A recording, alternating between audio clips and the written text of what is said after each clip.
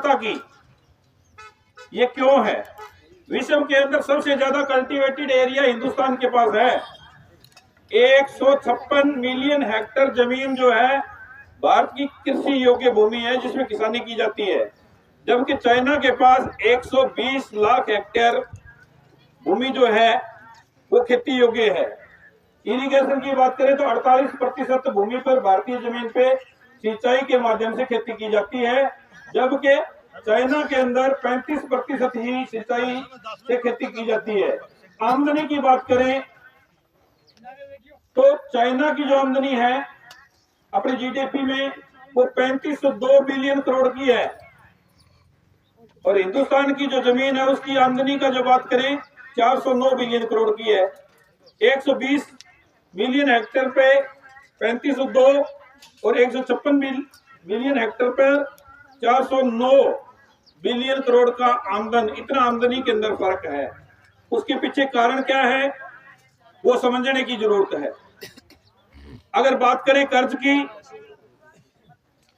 तो पूरे भारत के अंदर 15.5 करोड़ किसानों के खाते हैं, 15.5 करोड़, और उनके ऊपर 21 लाख करोड़ का कर्ज है। 21 लाख करोड़ का कर्ज है, जो प्रत्येक किसान के ऊपर 1,35,000 रुपए कर्ज बढ़ता है पूरे हिंदुस्तान के किसान के ऊपर। जो 2013 के अंदर 47,000 रुपए था, वो 1,35,000 जो कर्ज है वो बढ़ता है। अगर हरियाणा की बात करें, जिसको हम खुशहाली का हरियाणा, जो नॉर्थ इंडिया का सबसे ज्यादा जो जहां कृषि को अग्रणी समझा जाता है, तो वहां पर 36 लाख खाते हैं किसानों के, और उन 36 लाख खातों पर 76,631 करोड़ का कर्ज बढ़ता है, जो औसतन 2,11,000 का कर्ज एक किसान के ऊपर है। और पूरे देश का कर्ज की बात करें तो 31 मार्च 2014 को 55 लाख करोड़ रुपए कर्ज था हिंदुस्तान के ऊपर, जो मार्च 2023 के अंदर 157 लाख करोड़ रुपए कर्ज हो गया। 174% जो वृद्धि हुई है। ये अगर आप सोचें तो देखो कि ये मेरे आंकड़े नहीं है, ये भारत सरकार के वित्त मंत्रालय के आंकड़े हैं, जो 29 अगस्त 2023 को जारी किए गए हैं, जो ये कह रहे हैं कि हम विश्व की महाशक्ति बनने जा रहे हैं। उनके ऊपर जीडीपी का जो कर्जा है वो 57% है। जीडीपी का मतलब है जितना सारा हम पैदा करते हैं, चाहे वो कृषि से करते हैं, उद्योगों से करते हैं, चाहे हम सेवा क्षेत्र से पैदा करते हैं, सारी जो मूल्य लगाते हैं उसका 57% कर्जे के रूप में है हमारे देश की। ये खोखली अर्थव्यवस्था जो कागज के अंदर जो मेंटेन किया जा रहा है, ये धराशायी होने में ज्यादा समय नहीं लगेगा, उसको छुपाया जा रहा है। इन स्थितियों को समझने की जरूरत है। इसको समझने के न समझने देने के लिए इस प्रकार से सेटअप बनाया जाता है, झूठी सूचनाओं का जो पुलिंदा है आप तक पहुंचाया जाता है।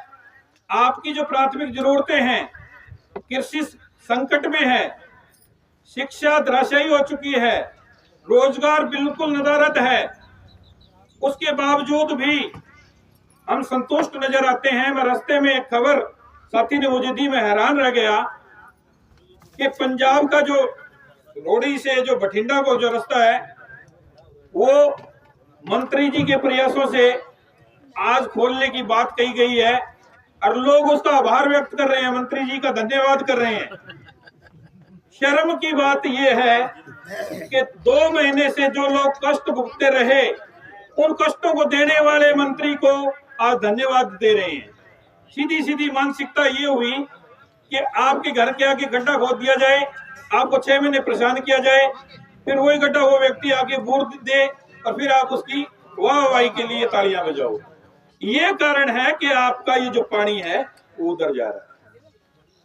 इस बात को समझने की जरूरत है, किसी की पल्लेदारी करने की जरूरत नहीं है।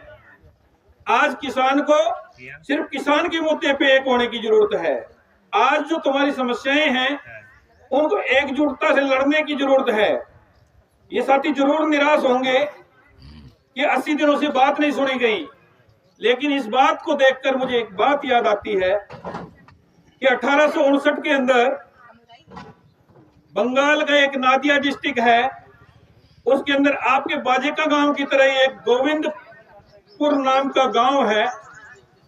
वहां पर किसानों ने अंग्रेजों के खिलाफ उस समय जब 1857 की क्रांति बिल्कुल फेल हो चुकी थी, निराश थे लोग, उस समय उस गांव के 2 किसानों ने उस बीड़े को उठाया कि हम नील की खेती नहीं करेंगे।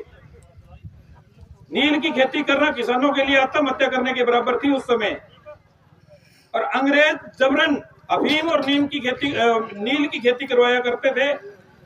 उस खेती का विरोध करने के लिए 2 किसान, विशंबर नाम का एक किसान था, विशंबर दास, वो अगवानी की और लोगों के अंदर जो आक्रोश था उसको उठाया, और इतनी बड़ी क्रांति दबाने के बाद भी उन किसानों ने, उस गांव के किसानों ने पूरे अवध के अंदर, जिसके अंदर उड़ीसा, बंगाल, बिहार का जो क्षेत्र पड़ता है, झारखंड का क्षेत्र पड़ता है, एक बड़ी मुहिम बना दी, और उसी आंदोलन के माध्यम से किसानों ने वो कानून वापस करवा दिया जिसके तहत नील की खेती जबरन करवाई जाती थी। हर बीघा के अंदर 3 कट्टा, मतलब तीसरा हिस्सा 20वां जो बीघा के अंदर जो था 20 कट्टा, उसमें से 3 कट्टे पे कंपलसरी जो खेती थी उसको वापस करवा दिया।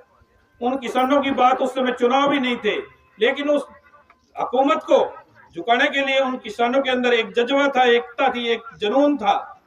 तो मैं आपको दावे से कहता हूं कि आप भी उस नदिया जिला के जो किसान हैं उनकी तरह ये पानी लेके रहोगे। अगर आप अड़िग रहे तो आपके अंदर कुछ ऐसे लोग भी आएंगे जिस पार्टी के चटुकार होंगे, वो आपको गोलबंदी करके आपको ले जाने की कोशिश करेंगे कि हम आपकी बात करवाते हैं, हम आपको पानी दिलवा देंगे। उनको पहचानने की जरूरत है। आंदोलन के अंदर, आंदोलन का जो संगठन है, आंदोलन की जो विचार है, उस पे एकजुट रहना आपका परम कर्तव्य है अगर आपने आंदोलन को जीतना है। कोई भी आंदोलन आज तक हुए हैं वो सफल तभी हुए हैं जब उस आंदोलन की समस्या पर एक योजनाबद्ध ढंग से लड़ा गया है, कहीं किंतु परंतु नहीं किया गया है। जितने किसान आंदोलन चले हैं, उस आंदोलनों का इतिहास पढ़ने से आपको पता चलता है। वो चाहे 1907 का पगड़ी संभाल जट्टा जो आंदोलन था, जो सरदार अजीत सिंह जिन्हें चाचा कहते हैं, और एक किसान घसीटा राम, सरदार किशन सिंह जो भगत सिंह के पिताजी थे, उन्होंने भारत माता सोसाइटी बनाकर लोगों को जागरूक करने का काम किया। और जो पंजाब की जो कृषि योग्य भूमि थी, उस समय अंग्रेजों ने जो कॉलोनाइज एक्ट जो बनाया, उसके अंदर कोई भी किसान मलकियत नहीं रख सकेगा उस नहरी सिंचित भूमि की, केवल अनुबंध पे खेती करेगा, केवल वो काश्त करेगा, और बिना अंग्रेजों की अनुमति के पौधे को भी हाथ नहीं लगा सकेगा। उसको भी जवाब दिया उस समय। उन 2-3 लोगों ने वो जो आवाज उठाई, वो पूरे हिंदुस्तान के अंदर आवाज बनी और कानून वापस हुए थे उस समय भी। तो आप ये मत मानिए कि आपका आंदोलन कमजोर है कहीं भी। बंगाल का 1946 में चला तीभागा आंदोलन। तीभागा आंदोलन क्या था कि उस समय जो जागीरदार थे, वो जागीरदार 2 हिस्से फसल का खुद रखते थे, एक हिस्सा किसान को देते थे, उसको तीभागा बोलते थे। उसके खिलाफ आवाज उठाई वो भी कुछ एक किसान थे जिन्होंने अपना नारा बुलंद किया, नीच खामना धान तोलो, कि किसान का धान पहले किसान के घर में आएगा, अपना धान, उसके बाद 2 हिस्से किसान रखेगा और 1 हिस्सा जागीरदार को जाएगा। उस आंदोलन तीभागे आंदोलन ने तेलंगाना, पश्चिम बंगाल, बिहार, झारखंड के अंदर एक बड़ी मूवमेंट का रूप लेकर उस आंदोलन को कामयाब किया। उन किसानों ने, वो किसान जीते। केरला के अंदर मोकला किसान विद्रोह हुआ 1921 के अंदर, फरवरी मार्च के अंदर, जब देश के अंदर खिलाफत आंदोलन चल रहा था। मोकला के जो किसान थे, जो नारियल की खेती किया करते थे, धान की खेती किया करते थे, उनके ऊपर जो भूमि कर था वो गैर कानूनी तरीके से रैयतवाड़ी प्रथा के तहत बहुत बड़ा भाग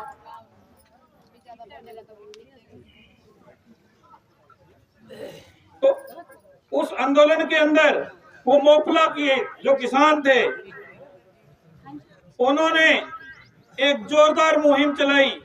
उस समय अंग्रेजों के 43 सैनिकों को मौत के घाट उतार दिया, 140 से ज्यादा सैनिक घायल हुए थे और उन किसानों ने पहली बार अंग्रेजी हुकूमत को कंपाने का काम किया, डराने का काम किया। किसान जेल जाने से, उसमें महिलाएं थी बहुत ज्यादा, मोपला की जो किसानी आंदोलन था, जेल जाने से भी गुरेज नहीं किया, डरी नहीं, वो पीछे नहीं हटी और अंग्रेजों को पीछे हटना पड़ा। किसानी आंदोलन के जो इतिहास हैं, अगर उनको देखा जाए तो उनसे प्रेरणा ली जाए, उनको पढ़ा जाए, उनको समझा जाए, तो मैं ये कहता हूं कि जो ये जनता की जो ताकत है, जनता के अंदर अंतिम शक्ति है, वो कामयाब होगी। भगत सिंह ने एक बात कही थी कि चाहे आंदोलन राष्ट्रीय हो, चाहे वो समाजवादी आंदोलन हो, उसका नेतृत्व मजदूर और किसान जब करेगा तभी वो सफल हो पाएगा। तो आज आप लोग उस आंदोलन का नेतृत्व कर रहे हो जिसके अंदर भगत सिंह का विश्वास था कि वो कामयाब होगा। तो मैं निसंदेह रूप से कह सकता हूं